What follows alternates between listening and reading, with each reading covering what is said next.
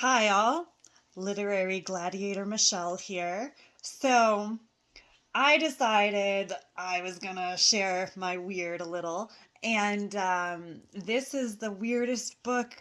Maybe not weird, but it's definitely um, of a niche collection. And so, if anybody was ever wondering, what do you think is one of the weirdest things you have on your shelf? It's this death scenes book, which is a homicide detective scrapbook by Katherine Dunn. And it was published in 1996.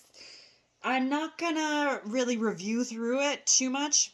It's a little dark, but I fell down a rabbit hole in college, and it was reviewed in a literary magazine, and I thought, what an interesting book.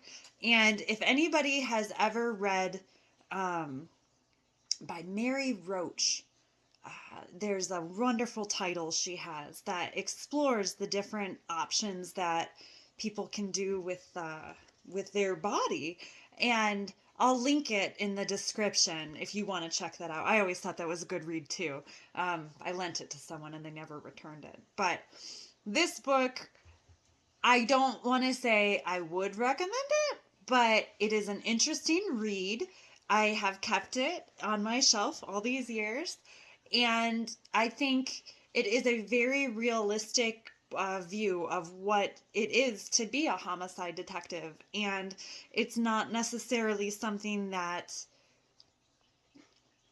life isn't always a pretty thing, it can be very gruesome. So I felt this nonfiction piece is something that, while it was a dark interest and it is a niche find, it is something that is a quality piece of work created on the subject, and I do keep it in my collection, and it is probably the weirdest thing I have, but it isn't weird because it's only reality, so it would be filed in the nonfiction.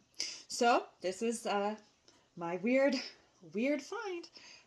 So thank you for sharing or watching. All right, take care.